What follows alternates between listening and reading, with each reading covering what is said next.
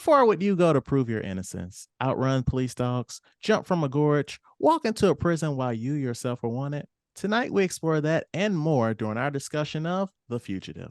Joining us for his first appearance, we welcome. Hi, I'm Scott. I'm Matt. I'm Chad, and this is the 134th episode of your award-winning podcast. We used to talk about this at work.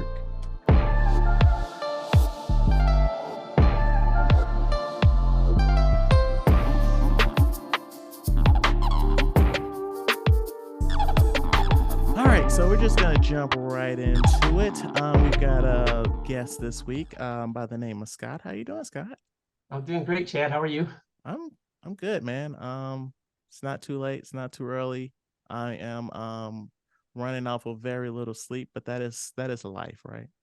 That's normal if you have a 3-year-old, right? Right? Yes. Ugh, yuck. But all right. But we're not here to talk about me, Scott. We're here to talk about you. So you are originally from Chicago. Can you tell us a little bit about that?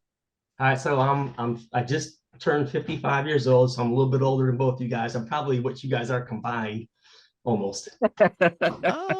Oh no, we're older than a you little combined. bit more than that. All right, combined. Yeah. I'm from Chicago. I represent. I was born on the south side of Chicago, and my dad was a Chicago police officer, and my mom she worked at a photomat booth, which you guys would probably have to Google to know what that is. That's where they develop film, right? Back in the day. So like, think about it. She worked in this little shack in a parking lot of like a strip mall. Okay. And the whole building was like the size of a cubicle in like a typical office. And people would drive in. It was like a drive-through. You drove in like and dropped off your roll of film, and they would send it off to the lab and get it developed into pictures, and you come back a couple of days later and pick them up. So that's what she did. How would you know when to get it? If I guess they would call you, right?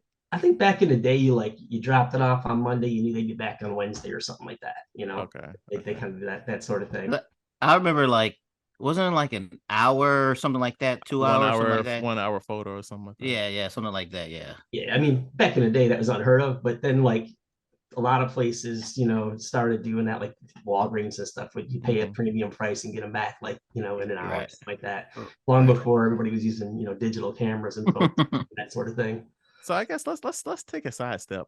How old do you think we are, Scott? I'm gonna guess you're 30. Ooh, thank you. I appreciate it. It's because I cut my beard off. I appreciate it. That's so kind. All right, that's right. I'm guessing I missed a little bit low on that, right? So I'm gonna say early 30s. Neither one of you is 40 yet, right? Close. Creeping up on it. Yeah.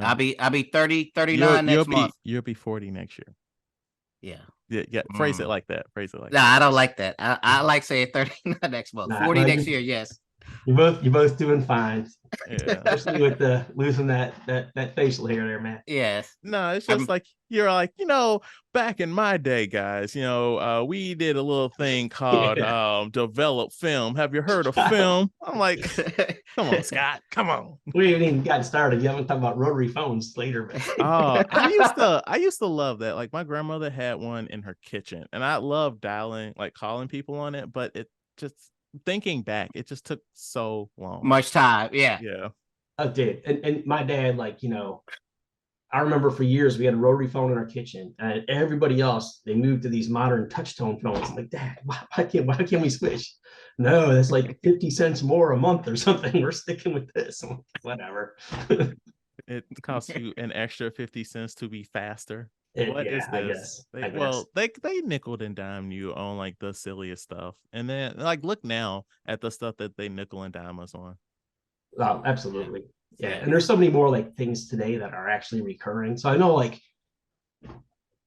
people make more money today, but I think it's harder on the generation behind me to even buy cars and homes and stuff like that. I just think it's harder for them, even though they make way more money. Yeah, but comparatively, right? Everything is more expensive. So it's like, what I'm getting at is when I was a kid, my dad was the breadwinner. He was a Chicago police officer, which was not making a ton of money. My mom worked part-time at that photomat booth for minimum wage, but they were able to buy a house and get the kids through college. And, we weren't living in poverty. No. I'm agreeing with you. I'm saying even though people like what looks like they made less money, stuff costs less as well. Like Yeah, how they are, or how what the old saying is.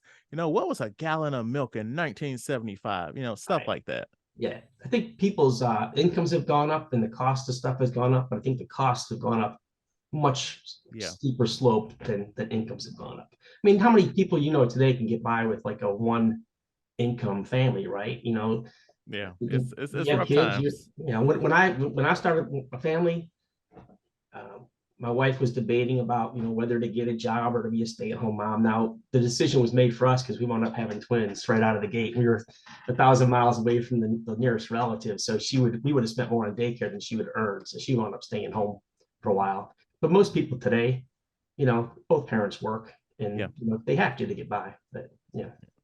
And really, like I base this off like think about all the TV shows where like the husband worked and the mother stayed at home. Where like you like from The Simpsons to Married with Children to where like they was able to support multiple kids, a house, and everything with just the father working because that was normal back in the day. right. Yeah. I just think that's harder to do in these Yeah, days. it is. So, You got to really be pulling it in, or you got to like be have a very tight budget. yeah. So I grew up on the south side of Chicago, and I've got a brother who actually followed in my dad's footsteps and became a Chicago police officer. He's a detective now. And I got a sister who's my brother is 5 years younger than me. My sister's about a year and a half older. So I'm the Jan Brady. I'm the middle child. Oh, so Me you're too. Right? oh, that's right. You are Yeah. the middle child. So, have you guys heard about that saying that like the middle child is weird? So how are you guys weird? You go first, man. I am the what's the word? Oh, the black Not sheep. basically not the Yeah. overachiever. I'm the one who always like my brother and sister. They made good grades in high school. They weren't too much of a trouble growing up and stuff. I was. They graduated college. I went to college, but was like, nah, this ain't me. I joined the Navy and everything. So I was like you can say black sheep, but I was like, I didn't follow the norms as like they did. Yeah. I was the middle child, but now my parents might not agree with this, but I think I was a cakewalk. pretty much I pretty much did what I was supposed to do, never wanted to be in trouble and stuff. You grew up in Chicago, and then so how long have you lived in St. Louis? I've been here about 20 years. So I grew up in Chicago and I got a job. Actually, before I got a job, I met a woman out there and we started dating when I was like a senior in high school, and I wound up, marrying her. Oh, I always assumed she was from here. Her family is from a southwest suburb of Chicago called Blue Island. Mm-mm. And she is the youngest of six and the only one born in this country. The rest were all born in Mexico. Her Okay, so dad, while we're on this topic, so like in the pre-show, you mentioned that you listened to our episode on past lives, and for those anybody that isn't familiar, that movie is about I believe it's a South Korean woman. She left Korea when she was a young woman, and she reconnected with her childhood sweetheart, but now in the present, she's like married to like an American guy. And so Matt and I were having a discussion on that episode about how like he um sometimes feels like he doesn't fully know all of his wife because like, she is a Japanese woman and he is an American man. And so can you talk about that and your own experience, Scott? yeah. So like I was a senior in high school and I worked as a busboy at a banquet hall in South Side Chicago. Mm-hmm. And one day, this cute woman started working as a hostess in the same place. And her name's, well, I'm not supposed to give names. I won't give her name, You are but not. I'm butchered this already. Anyhow, we started dating, and she is the youngest of six, and she's the only one in the family that was born in America. The rest of them were all born in Mexico at a place called Zacatecas, which is in the middle of nowhere. It's not like Mexico City. This is a place where you fly to the city and like you take a bus to the country, and her family still had property out there, but doesn't even have indoor plumbing, that sort of thing. And so she was the youngest of six, and I remember like I had just I've had a lot of cars when I was a kid, but my dad had this van that he didn't want anymore, and my car broke down, so he sold me his van, and it wasn't a minivan. They didn't have minivans back then. It was a big old like conversion van, and it had this seat in the back, a bench that folded down so you could sleep in it if you needed to. And so one day I'm started dating, my wife, and her I'm still trying to make a good impression on her family. And her dad's car broke down, and he needed a lift to go get a jump start or something. And so she's like, I want you to go take him, do me a favor, drive him out there to pick up his car. So I'm like, all right. So he doesn't speak a whole lot of English, and I don't speak a whole lot of Spanish, but he gets in my van. And I didn't think to take the fuzzy dice hanging from the rearview mirror and hide him. And they're sitting there, right? And he gets in the van and he looks around and he's like, why you need such big car? And I look in the back, and that bench that was normally like a seat was down, like as if it was a bed, and I'm dating his daughter. I'm like, oh, this is terrible. Right.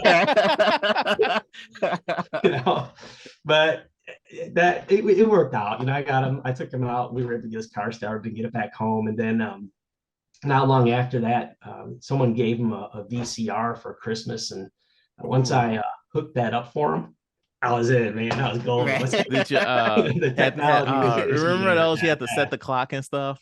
Yeah. Oh yeah. but a lot of I go to the family gatherings, and I worked at a banquet hall, and there were a lot of Mexican folks that worked there, so I picked up the slang. So I could kind of handle my own a little bit, but I couldn't understand everything. So a lot of times I went to a family gathering at her house. Very hard for me to understand what they're talking about. And when you don't know what they're talking about, you assume they're talking about you, right? Yep. Always. So,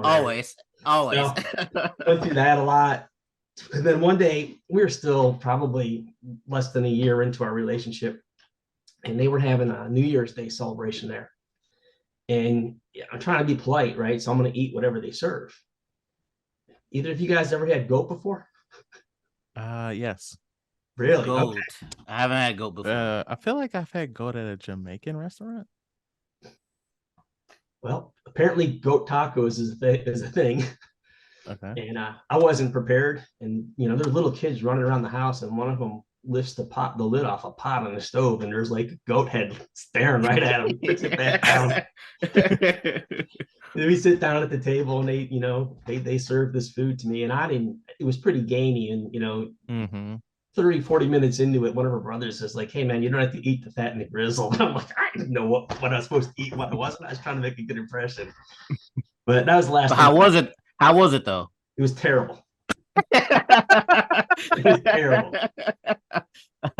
Now, I will say, my mother-in-law, God rest her soul, fantastic cook. Like, when she was making stuff I was familiar with, I mean, homemade tamales, weekday tostadas, tacos, enchiladas, fantastic cook.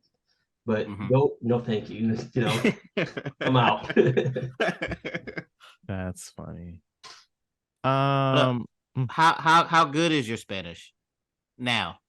Hablo español un poquito.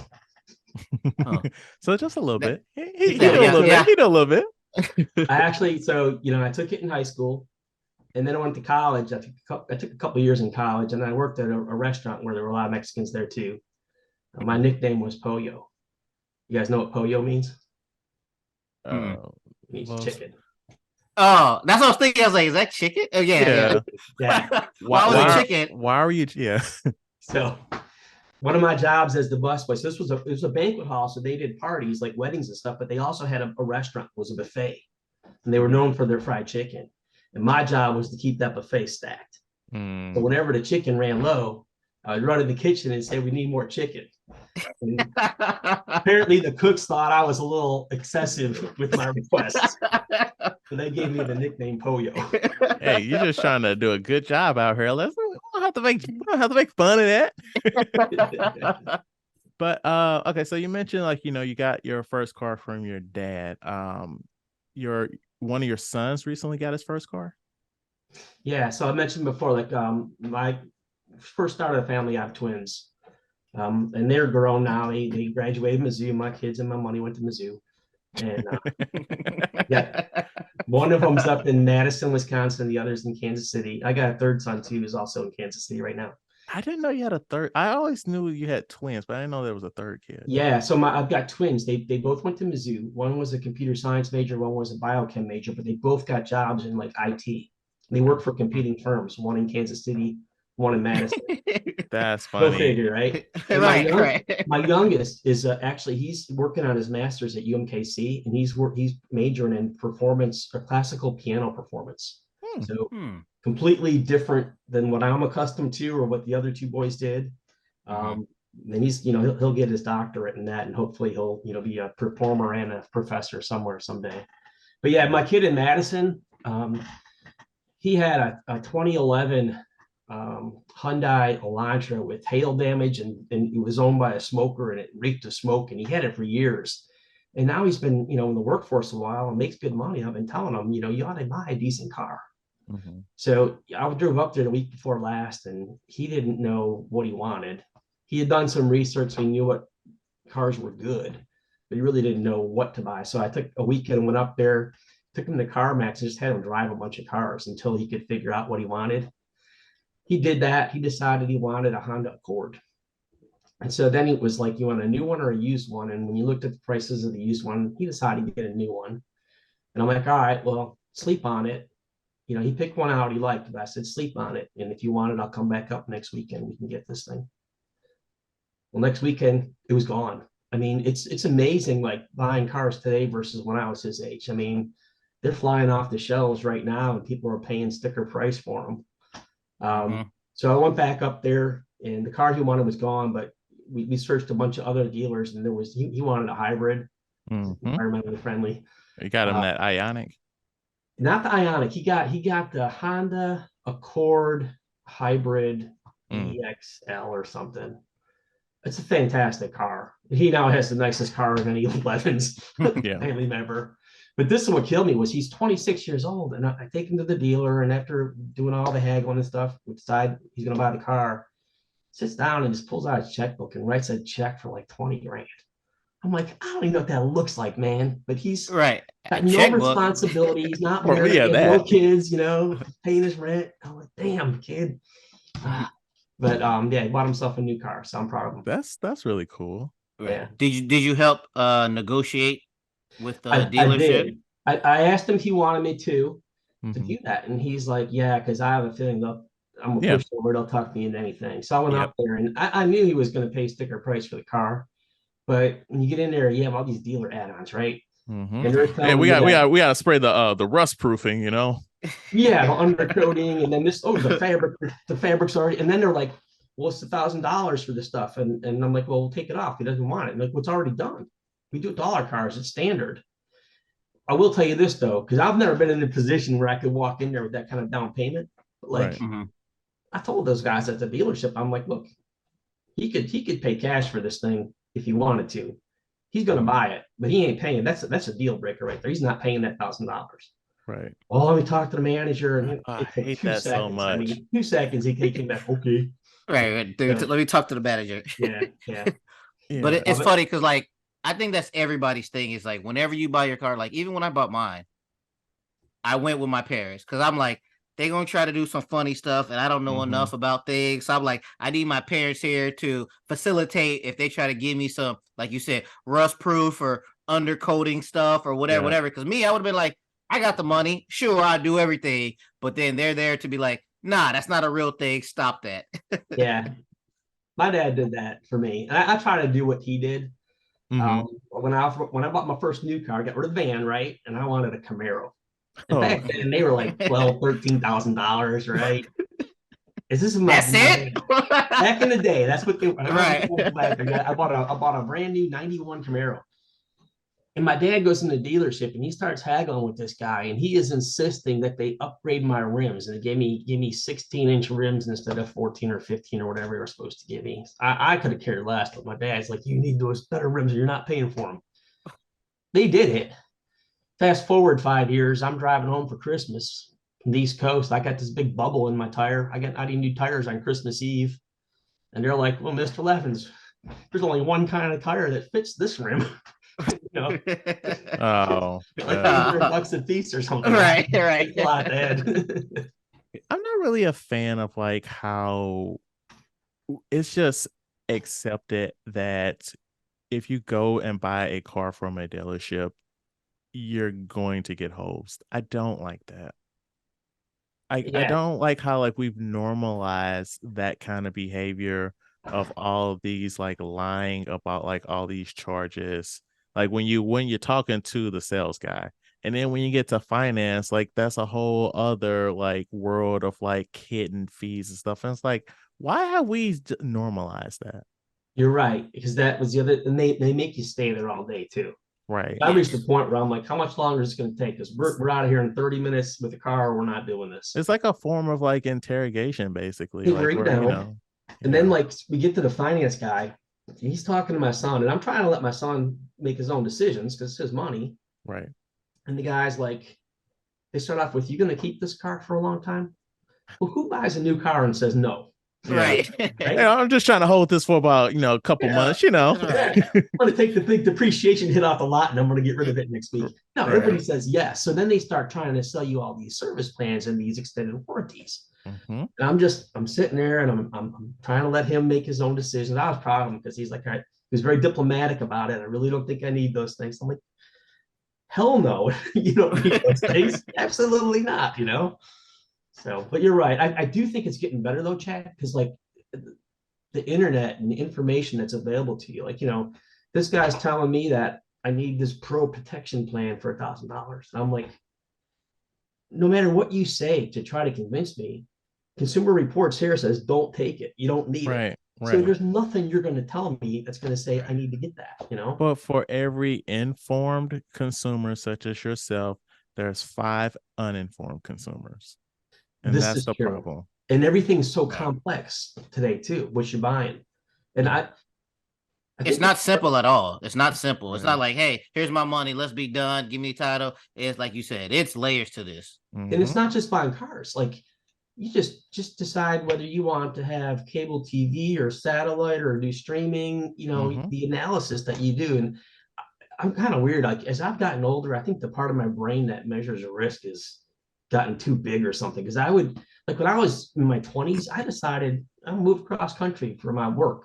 I've never been to this place before. I'll relocate. Yeah. Nowadays, I'm like, I'm not. I'm gonna study for hours before I decide whether I'm getting Spectrum or Dish. Right. Yeah. No, I mean, you care more. Like it's more of an investment. Like you are more attached to your money, I guess. Like when you're young, part of your brain's like, oh yeah, I'm gonna land on my feet. It's whatever. But now you're like, gotta be careful now. Yeah, but it can also be a curse. You can overanalyze stuff too. No, Um, I feel that. I feel that. Like sometimes, like recently, I bought someone a massage gun off Amazon, and like there's like 1,000 different kinds, and I'm over here reading the reviews and stuff, and like, is this a good one? Is that a good one? And it's just like I'll go through like 5 or 6 of them, adding them, removing them from my cart before I'm like, okay, all right, I think this is the one. The people are saying this is the one to go with. It's Wait, so which all right, we'll talk about this later, but which one did you get? Because I was doing the exact same thing this week. The wife's parents got a massage gun, and I was like, as we brought over, tried it. I'm like, oh, this is good. So I've been reviewing massage guns the same too. No, I'll shoot you the link to the what the to hell the is a guy. massage gun?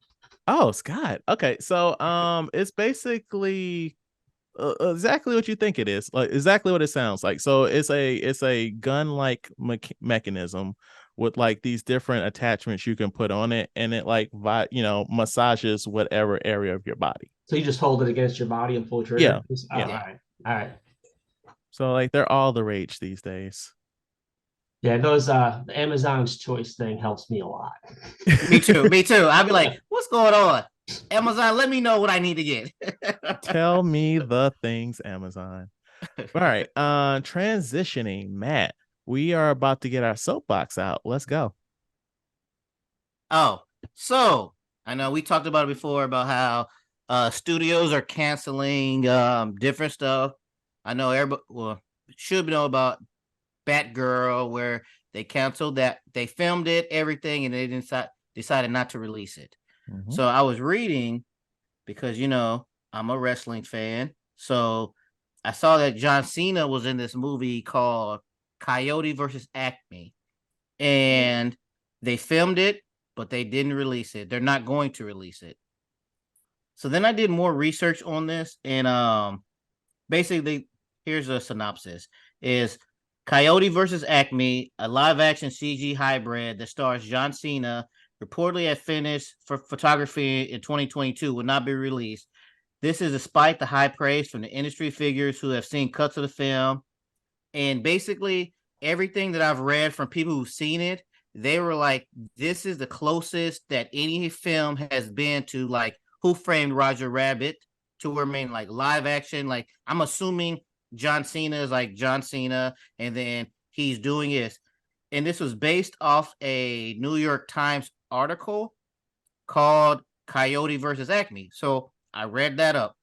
It's basically Coyote is suing Acme for all the products that he Faulty uses. products, yeah. You're right. And that's what it is. And I'm like, that's a phenomenal storyline. And they did. I'm like, why would you release this? This is amazing. Okay, so here's the thing. Here's my rebuttal to, even though you didn't write this, you are just repeating what you read in the article. So there was a movie called I think it's like Looney Tunes Back in Time or something like that, with Brendan Fraser. And like it was like basically like a Who Framed Roger Rabbit or a Space Jam with just Warner Brothers animated characters. Have either of you heard of this? No. I have not. Okay, so like I've never seen it, but like that has like similar in it. Like that's similarly what you're talking about. It's called Looney Tunes Back in Action, and it also has Jenna Elfman in it. She's the co-lead, from Dharma and Greg. So similar energy, but I do remember hearing about this movie Acme versus Coyote versus Acme, and I remember reading about it like last year, and it said that it was supposed to come out summer 2023, and I was like, okay, but like, why haven't I seen advertisement for it yet? And so my thing is like, just like when a few weeks ago when we talked about Indiana Jones, right? And we were like, who is this movie for? Who would this movie be for? Even when we did Space Jam 2, who is that movie for? This movie, in my opinion, will be for us. Because, like, for example, my son, he might be familiar with Coyote, but he don't know it like we know it. So it will be more for our generation, or people who know who these characters are. But I was like, if my son watches this, he might enjoy it, but it'll be made for us. So Matt, is it not getting released then, or is it getting released later, or what? No, it's not being, like, they made it and they're like, because from what I read, it's a tax write-off now. Right. And Chad, correct me if I'm wrong. So apparently they have a new person in charge of WB, and this person was going to originally, this was going to be on Max or whatever their streaming service is, but this new person in charge is basically like, nah, I don't want to do these streaming stuff. I want theatrical release. Now, correct me if I'm wrong. Yeah, so a couple years ago, maybe 2 years ago, last year, something like that, Warner Brothers was bought by the Discovery Channel. And well, I guess the Discovery Group, because it's more than just the Discovery Channel. It's like a whole cluster of stuff. And when the new CEO came in, he, like Matt said, his mandate was, it's stupid to invest so much in streaming. Like the previous regime was like, remember back during COVID when they were like, we're releasing everything on HBO Max. We're releasing Dune at the same time as coming on the theater. Space Jam 2, like all those movies, like all those like movies that cost hundreds of millions of dollars. They released those in the theater and on HBO Max the exact same day. And they all did terrible in the box office because people were like, I can just watch this at home. So like, is there a secondary market for those films then? I mean, if they decide they don't want to go that way, but they already made it. So here's the thing though, it's like, this is like because of like, people's gravitation towards streaming, the whole old way of things has eroded, right? Because back in the day, you put out a movie, it'd be in the movie theater for like forever, and then it would go to video, right? and then people would buy it on home video. And then as technology progressed, home video like VHS became DVD, and eventually we got like video on demand. So like you still had your theatrical run, you still had your DVDs, Blu-rays, and then you could also like rent it or buy it digitally. But people are getting so used to the Netflix model of like, I just pay my $5 a month. Well, it's more than that now, but I pay my one fee a month and it's just there. And all these other companies were like, well, we are just going to start our own streaming service. But the problem is streaming services don't actually make money. Like, okay, yes, we're all paying our $15 to Netflix a month, but that doesn't make sense for them to make a $200 million movie to sit on a streaming service that's not really generating money. Because like whether they make that $200 million movie or not, Netflix is going to get our $15 a month. You're still paying your money for it. But So won't some streaming services buy the films from others that don't want to stream it? So now they're kind of doing that, but like for the longest, like stuff would just live on whoever streaming service made the movie. And so like Warner Brothers is like selling off their stuff. So like now like some of their more premier programs, they're on Netflix because they took it off Max and they're selling it to other services. And so like with the Batgirl movie that they made that was just going to be on Max, that movie cost like almost $200 million to sit on a streaming service that won't make any money. So they were like, we are going to write this off as a loss on our taxes and never release it. And same thing with this Acme versus Coyote, because it's like, I didn't know, I thought it was going to get a theatrical run. Yeah. It was or was not? No, I thought so too. But hold on, let me pull it back up. But no, it was considered for a theatrical release. I mean, my theory is the Acme lawyers got involved and kept it. they didn't want that one. They didn't want that bad publicity. Yeah. I don't know. Like maybe it would have made some money, but like I personally don't think that a movie like that would have done well. Me personally. And that's where money, like you said, streaming service money wise, but I feel like engagement, social media, popularity, views, I think it would have on this type of platform. Because I think like if this was come up, people would have so many think pieces of, Coyote versus Acme. This really means this and everything, or comparisons to Who Framed Roger Rabbit. Like I think it'll be a lot of engagement, but like you said, on streaming service, that don't actually mean money though. Right. So yeah. So I don't know. That's unfortunate, but like just like when they released that Popeye movie that they can't give it a couple years and somebody's gonna leak it on the internet. And I appreciate that. I'm waiting for that. Another one to add to the list of movies that we cannot officially talk about on this podcast. Oh man. Okay, but you did watch a movie that actually came out on Netflix that is only on Netflix and it costs a lot of money.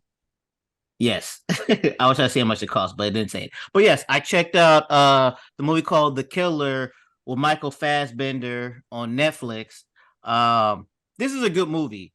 Caveat, the very, very, very ending of this, like the last 10 minutes of this turned me off. But there's gonna be a spoiler-free review.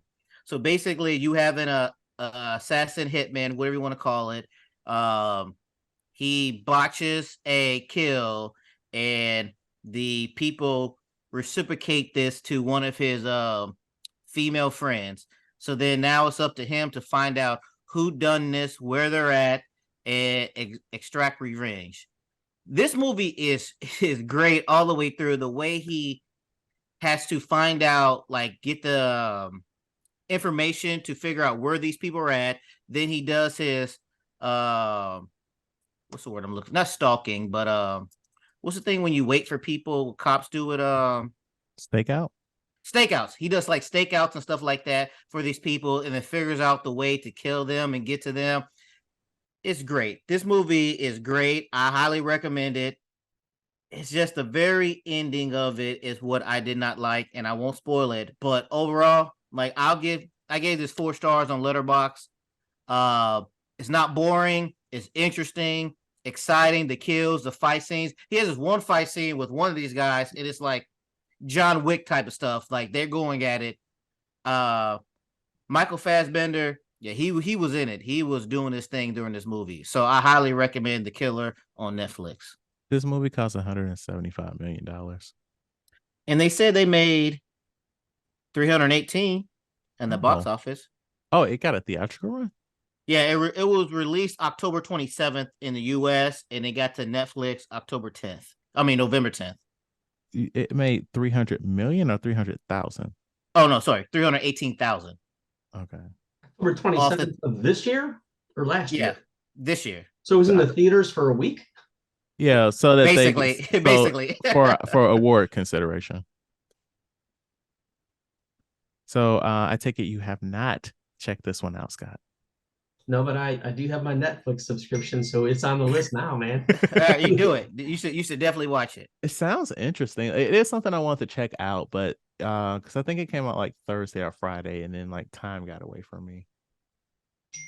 But yeah, I would definitely add it to the list, Matt.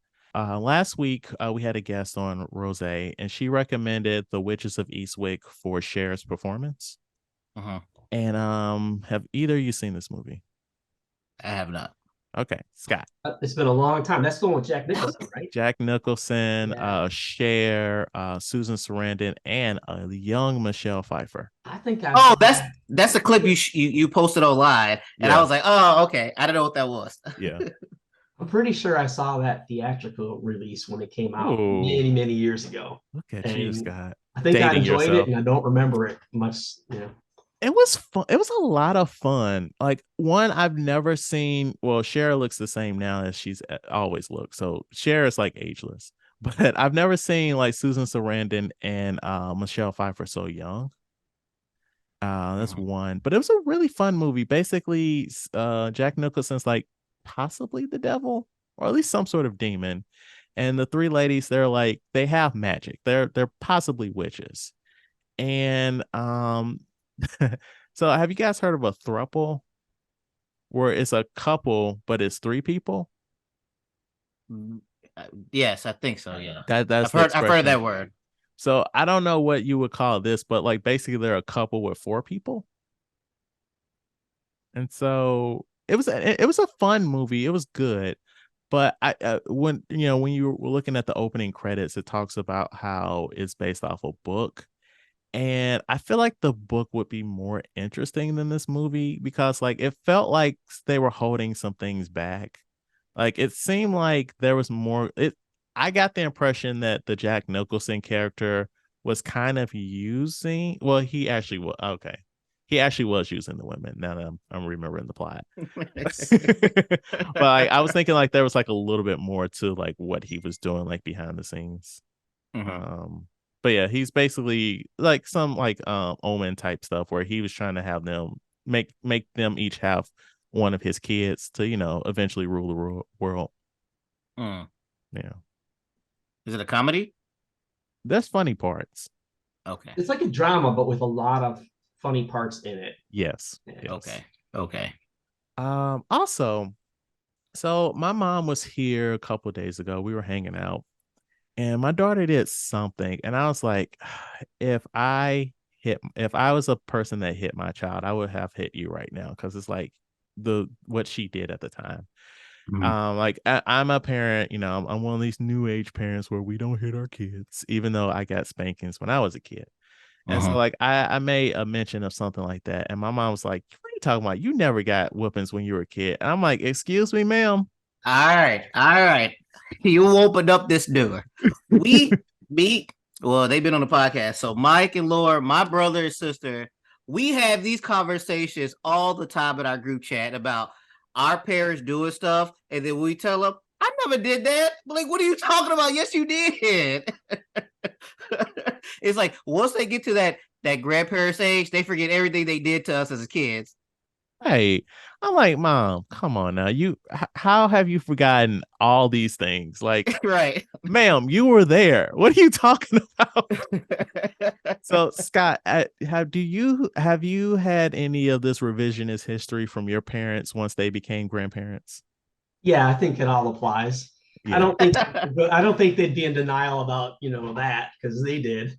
But some of ask them, because I didn't think my mom would be in denial until she was like, "What are you talking about? I never hit you." I'm like, "Mom, really, really." My mom would do stuff worse. If I did something bad, instead of hitting me, she'd be like, "All right, when your dad comes home from work, you need to tell him what you did."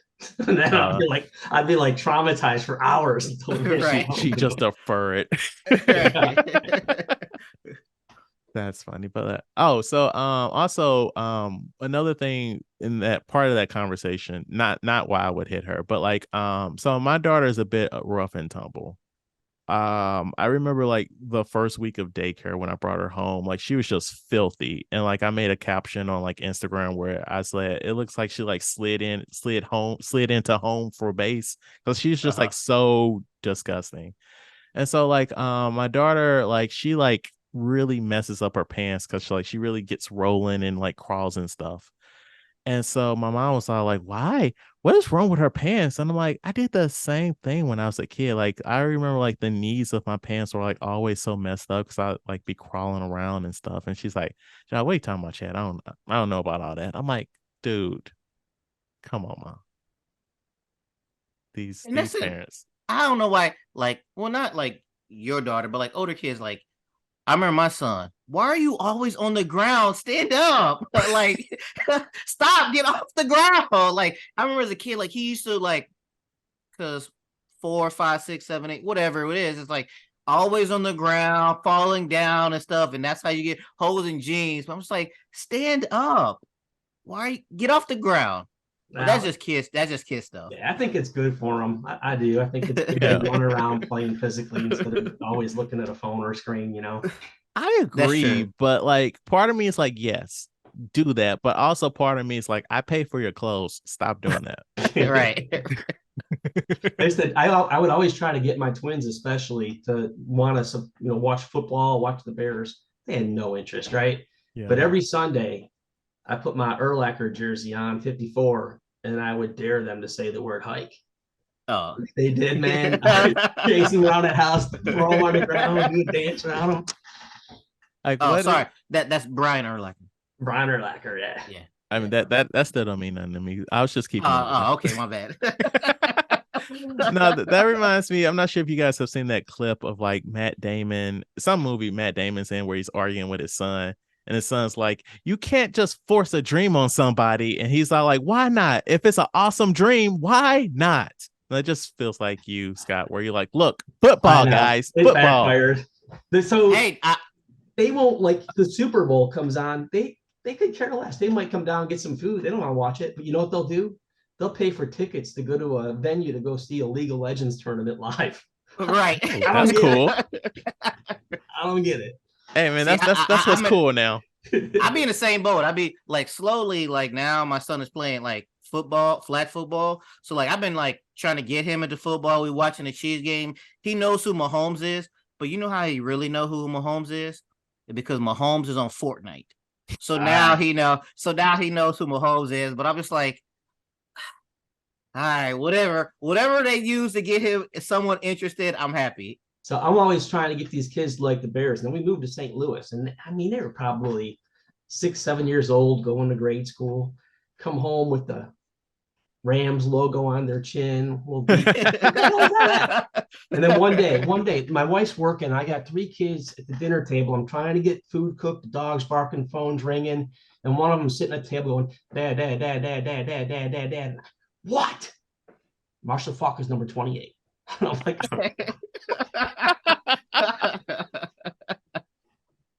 I thought you was gonna throw out some Kurt Warner facts. But I had another one similar. Dad, dad, dad, dad, dad, dad, dad. What? How do we really know that Darth Vader was Luke Skywalker's father? And it dawned on me, they had seen Star Wars and they had never seen The Empire Strikes Back. Oh. I said, put your forks and knives down. Right. In the car. Booked the Hollywood Video, got the VHS tape. Oh, that throwback. See that's like a proud dad moment. It's like, okay, now this is where I shine at. Mm-hmm. That was where I felt like a failure. I'm like, how did I let it cover this? Slacking, Scott. You slacking. Or do you keep up with the Marvel movies? No, not. I mean, I hear about them. To me, a lot of them are the same. Like Mm-hmm. I think they're good. I've never seen a bad one, but I feel like it's there's a 20-minute plot and a 60-minute War of the Worlds fight. Who can do the Yeah. better CGI than the predecessor? And to me, that I just kind of lose it after that. Scott, did you see the Marvels? Like, are you basically spewed our review? Well, I'm sorry, I was definitely going to do that. I just like So, I know what I'm going. My wife loves that stuff. oh, So, we'll go whenever they come out. I'll go, I'll sit there, I'll get my popcorn, my soda, I'll be happy. But like oh, to me, so it's just like, okay, we know how it's going to end. The good guys are going to win, right? yeah. Quick thing. So I was on my Reddit, and am I an asshole for refusing to let influencers take pictures of my food? Now that's kind of lengthy, but bear with me.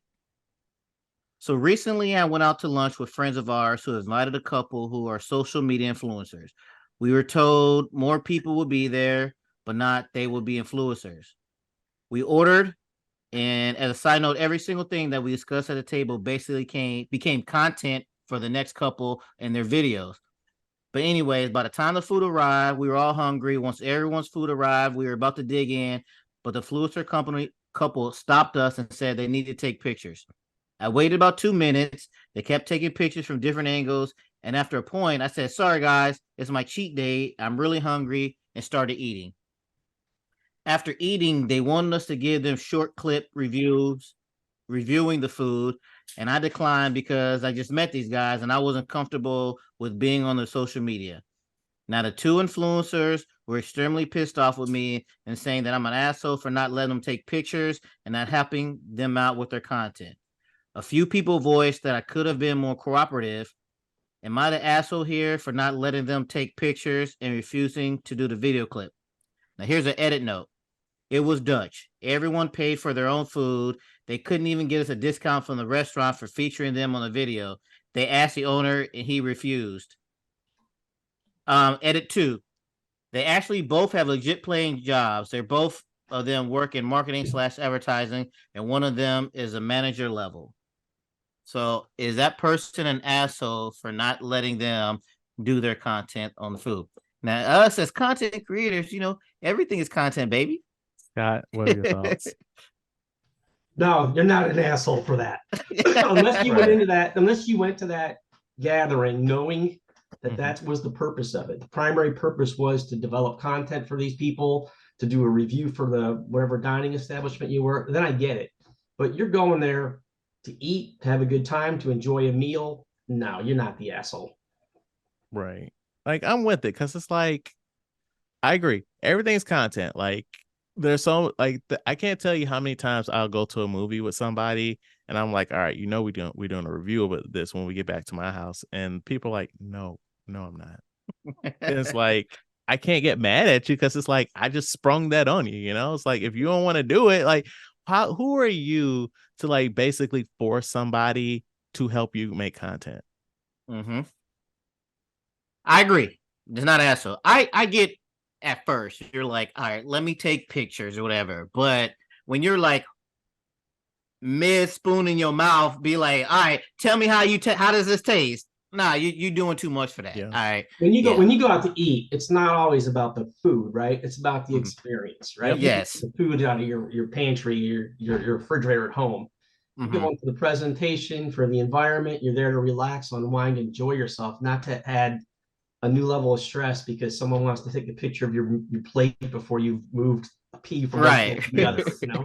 and to be interviewed, be like, yeah, you don't you want know, none of that. the only exception would be is if you went in there knowing that, what I Yeah. mean? That would be, then I get it. But Right. But also on the flip side, like, being out in the field making content is so stressful in itself as well. Like, when I did that vlog, when I took that trip, like that, I just felt like the biggest asshole with my camera recording stuff and then talking to the camera. It's just, that's why I hate like when I be thinking about doing stuff, I'm just like, I don't want to be that person. Like as I'm walking down the street, hey guys, phone, it's Matt in phone Japan. like this. Yeah, I'm out in Japan, your boy. and we better go to this rock. Like, I don't want to be that person. But it doesn't offend me. I don't think it offends most people if that's what you're doing, as long as it doesn't interfere with what I'm doing or Right. It just feels weird because like you're partially talking to yourself. Right. All right. If you go to a concert, do you watch the concert or do you hold your phone up and record the concert? I mean, I'm recording that concert, but I'm also never gonna look at that footage. That's what most people, I think, do. And that's the same thing with fireworks. Let me videotape this fireworks. Right, I'm never gonna watch again. It don't even look right. Right. I know. I'm guilty of that, but I'm trying to be a better person because I the experience, and you're missing it if you're doing that. Right. But no, that was a good one, man. But all right, it's time for the main event. This week we discuss The Fugitive. I didn't kill my wife. I don't care. Put 2 patrol cars on that bridge down there. 4 patrolmen have him glass this river. Yeah, what are you out of your mind? He's dead. I ought to make him easy to catch. Dr. Richard Kimball, unjustly accused of murdering his wife, must find the real killer while being the target of a nationwide manhunt led by a seasoned U.S. Marshal. All right, so we are going to give you the floor first, share your thoughts on this movie, Scott. But I do have a question for you before we start. Okay. So this movie was filmed in Chicago in the early 90s. And are you about to tell us you was in the background of a scene? I was not. I had moved away by the time this was filmed. I was living in the DC area when this one came out. Because like when they had that parade scene, I was looking, I was like, is that Scott? Is that young Scott? What's happening over here? No, it wasn't me, but I will tell you. So like, I've seen the movie a million times, and this is one, like when it came out in the theaters, I made it a point to go see it, and I enjoyed it. But over the last 20 years, this is one of those movies that like on Saturday afternoon, you come in from cutting the grass, you're flipping channels, and you land on it, and like it'll suck me in, and I'll sit there and watch it even though I've seen it before. And when I watched or listened to your podcast earlier, and you guys did that review on, I guess, Past Lives, I'm like, I need to watch this again, man. These guys are serious. These guys making notes about these movies, So I had to watch it again, and I'm watching it again, and I saw something that I had never seen before, and it's in the parade scene, Chad, that you referenced. If you recall, Harrison Ford like walks by a garbage can and he grabs a St. Patrick's Day hat someone had thrown away, and he puts it on his head, and then he like mingles into the parade to get away. If you watch it, you almost got to watch it in slow motion. But there's a guy with a Kansas City Chiefs jacket on right next to that garbage can, and I'm like, everything in that movie is planned, right? It ain't. Right. Whoa, actually, okay. To jump ahead for a second, they filmed during the actual parade. So like they got permission from the city to like do that, but they were out doing handheld stuff. So like Harrison Ford was like walking like real people. Like nobody knew where he was gonna go. Like he was just a rogue agent. So like because they had to film within the time of that parade. So you're going to the St. Patrick's Day parade in Chicago in 1991 or 1990, whenever they're filming this thing. Mahomes isn't even born yet, right? Right. The Chiefs are like the worst team in football, and you got yourself a Chiefs jacket, bright red. But it's there. That is so random. Like, why are you going to show up to Chicago in a Chiefs anything? Like, that's how you get beat up. Well, maybe if it was the Blues or something, not the Chiefs. I mean, you had that rivalry, but like they're like, don't show up to a different city in like rival gear, Yeah.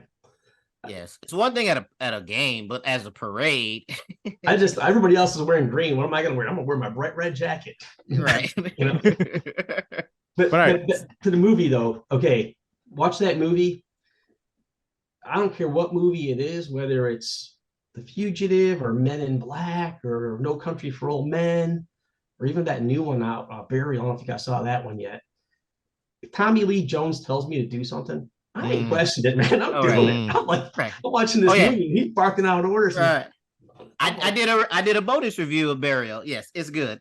Yeah, I thought it was great. But I mean, like, he's in charge, man. He doesn't need to show a badge. He just tells you to do something, man. I'm listening to him. I'm gonna go search every warehouse, resident, Yes. Outhouse. Yeah. Yeah. I don't know. That's the thing though, right? Because it's like, I don't know what it is, but it's like people really like seeing other people do their job well. which is probably why like those police shows are like so popular, where it's just like you have like a confident character like Tommy Lee Jones, and he just comes in. It's like, this is what we're gonna do it. And it's just like, you're like, yes, I want to watch this. The man took a shot and he killed the criminal that was holding his guy. And then they turn around and in the back they show like it looked like the bullet went through his shirt collar and came out. Yeah. You can't just go doing that stuff. Your people aren't going to follow you. But okay, so thoughts on the movie. So okay, so like did you saw this in the theater? So I saw it in the theater when it first came out, and I thought it was great. And like I mentioned before, if it's on a weekend, I'm flipping channels, I land on TBS or TNT, and it's on. I'll usually stick with it for a little while. But I will tell you that I usually will stick with it for like the first 45 minutes. I think it's riveting, and then I think it kind of trails off a little bit. I think the first time you watch it, it's riveting till the end. But if you watch it again and again, I think the last 30 or 40 minutes of it, maybe not so much. I'm from Chicago, like you said, you want to know if I was an extra in a movie. I wasn't, but like but the very start of that movie, which strikes me, is like his wife dies, and there's news reporters reporting on it, and it's all fiction, but the news reporter is a guy named John Drummond, who's a real, I mean, he's in his 90s now, but at the time he was a real reporter in the Chicagoland area. They called him Drummond. So I'm like, oh my God, it's the real reporter just doing the news, you know. Yeah, like, you know, a lot of it was filmed in the Chicago area. The train scene wasn't. Apparently that was up in the Smoky Mountains somewhere. Yeah. And you know, I'm not sure what the most unrealistic part of that movie was, whether it's Tommy Lee Jones, like, you know, being able to get in a Learjet to chase down one suspect for one murder. Look, Scott. It was the early 90s. Those budgets was a lot different, all right? I guess. But for me, the most unrealistic part was toward the end, like Harrison Ford's, you know, trying to escape. He's trying to get the bad guy from the drug company, and the Chicago Police Department. There's a guy in a helicopter, and the one lieutenant says to him, "If you have a shot, take it." And when he said that, they thought Harrison Ford had already killed the Chicago police officer on the train. He didn't, but they thought he did. And I'm like, you don't need to tell someone to take a shot. Right. Like they was already riled up. Yeah, they're gonna do it, you know?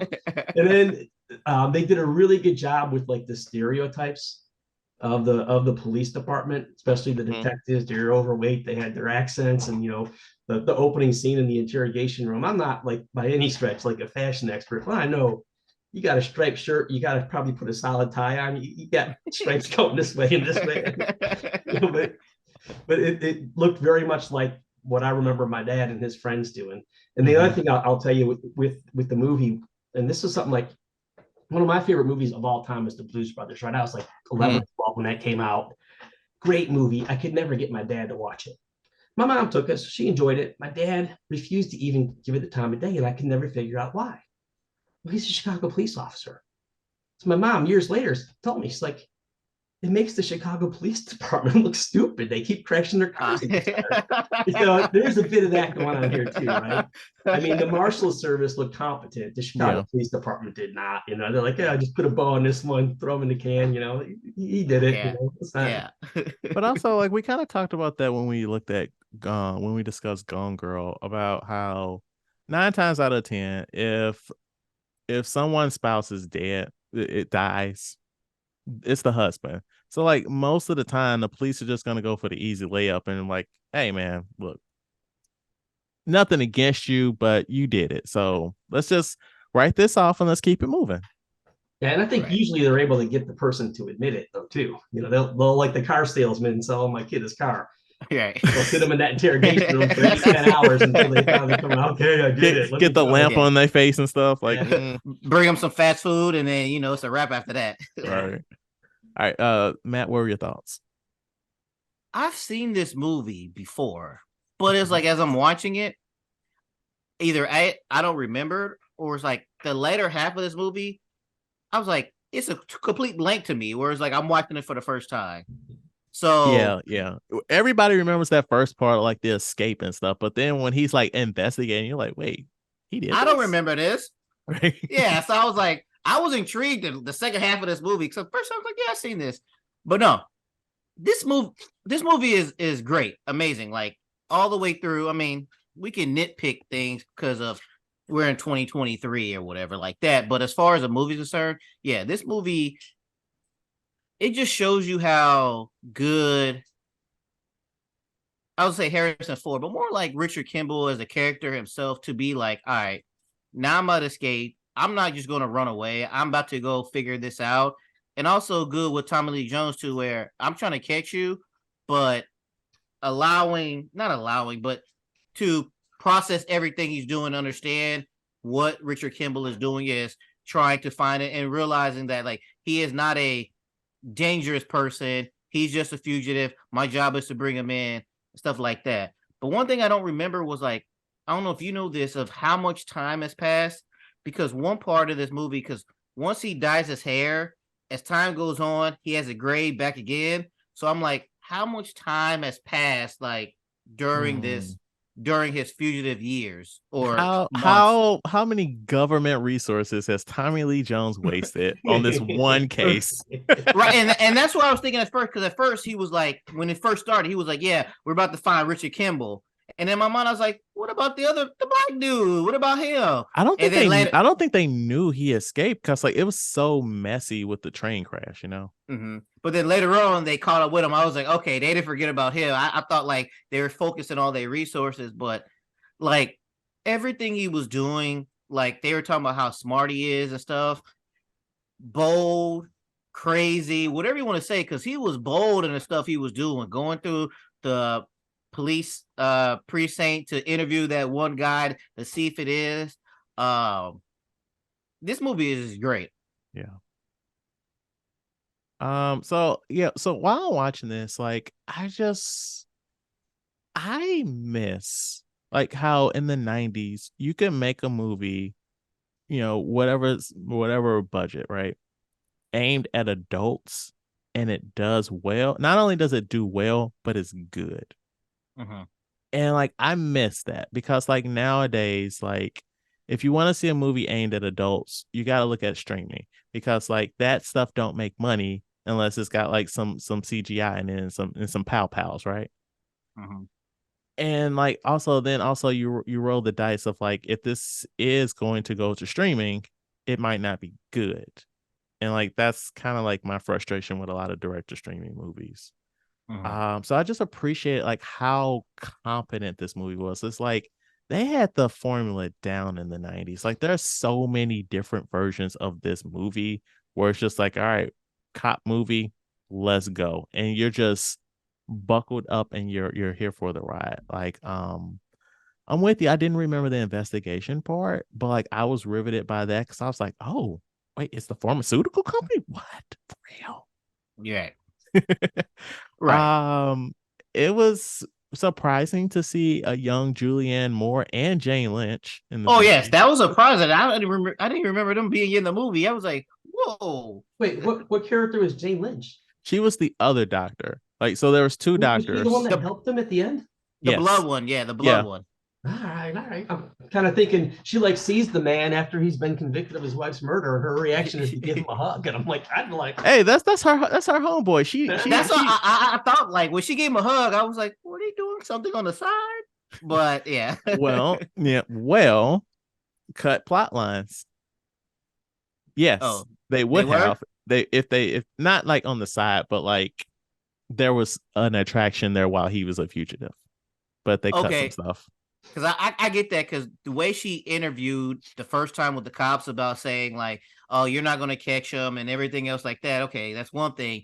But then when she saw him and then she hugged everything, I was like, okay, it lead to something like, something might have been extra with them. Yeah. I was like, she either knows him so well that she knows he didn't do this horrible thing that the rest of the world thinks he did. Or she's a lunatic, because he kills women, you know? Have either of you guys seen the sequel to this movie? I didn't know there was one. I have, but I have seen it, but I didn't know it was a sequel. So it's called U.S. Marshals, and it follows Tommy Lee Jones's Oh, okay. character. All And right. so the fugitive that Well, they're hunting in that one is Wesley Lee Snipes. Snipes, yeah. You know what? I'm gonna go check it out. It's really good. It also has Robert Downey Jr. in it. I'm gonna check it out. I might have seen it, but if I have, it's been a long time ago. Yeah, it's been And a that, long time since I've seen it, but I loved that movie as well. because like it might be another thing with the fugitive where I'm like, I've seen this, but I don't remember it. Like the scene I remember from that movie is Wesley Snipes swings from a building to a moving train or something like that. That's what I remember about that. Yeah. Well, Scott, if this episode does well, you can come back and we'll review this. All right. Well, If those numbers add up. Right. good luck, man.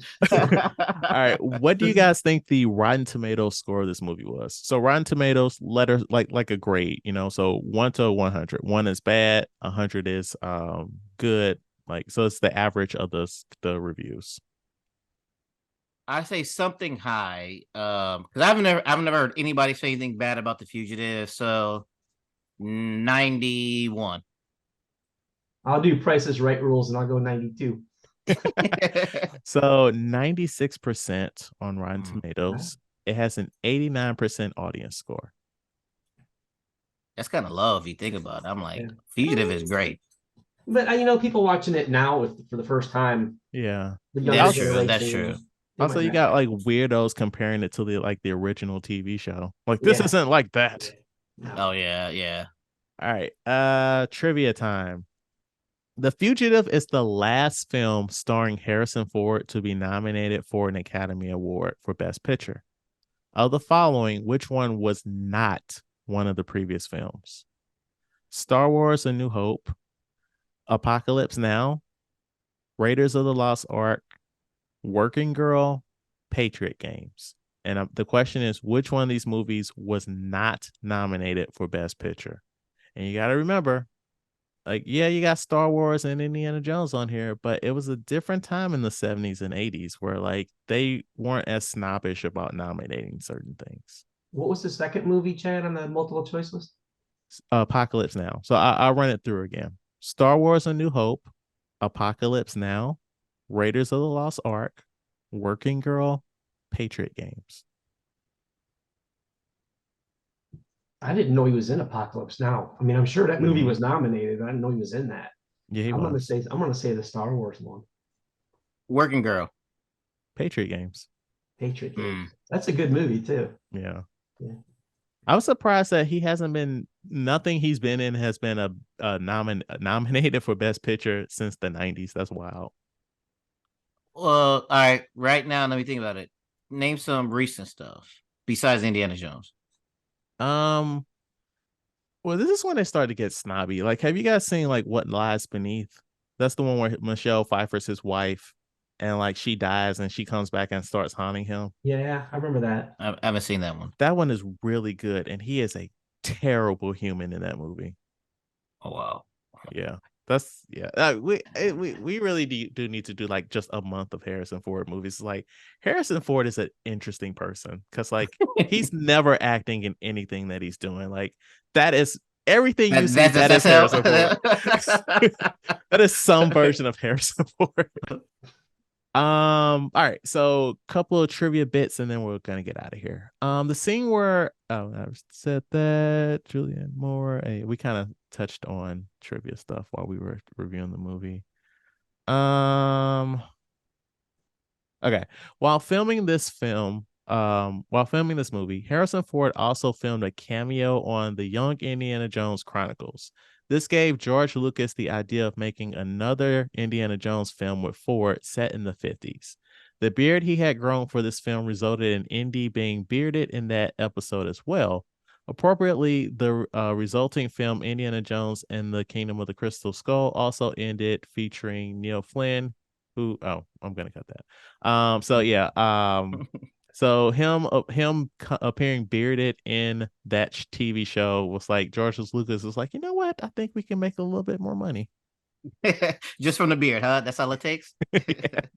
And then the last one I'm gonna talk about is NBC nightly news anchor Lester Holt is one of the reporters outside the hotel at the end of the movie. Holt also appears in the sequel to this film, U.S. Marshals, as a reporter on TV. During those years, he was an anchor of the Chicago CBS affiliate WBBM TV. If he is unrecognizable to modern audiences, it is because he has a mustache. Okay. Yeah. Get your money, Mr. Holt. John Drummond was also WBBM, if I remember right. Yeah, but we don't know him, all right, Scott? I didn't even pick up Lester Holt. I didn't even recognize him. All right, people from Chicago, let us know if you remember these people. It's Scott making this up. All right, but that's the show, Scott. So thank you so much for coming on. We had a good time, man. Thank you. My pleasure. It's good to see you both. Yeah, I appreciate you coming on, and you're being like, you know what? Yeah, let's have some fun. Let's chit chat. We don't have to get too personal, even though you got a little too personal. I did have to cut some stuff. But no, that just goes out. That just goes to show, we can have fun and people can still keep their jobs. Well, you got anything to plug before we get out of here, Scott? To plug? No, I got nothing to plug. Yeah, no social medias, no anything. No, I do better when I stay off that stuff. That's fair. That's fair. In your position, you should. Thank you so much for listening. Please rate, like, and review our podcast on your platform of choice. If you have any feedback, please email us at weusedtotalkpod@gmail.com. Follow us on YouTube, X, formerly Twitter, Instagram, TikTok, and Threads. It's a thing. We don't use it, but we have one at We Used to Talk Pod. Follow me on Letterboxd at BOW1213 and Matt at Mr. King 0257. Come back next week when we discuss the Temptations movie. I am looking forward to this, but I'm not, because if you recall, this is a TV movie, and so this is going to be 3 hours long because it was 2 parts. And like always, I don't know if this is a good episode. I don't know if it was a bad episode, but whatever you think about it, talk about it at work. Thank you for listening.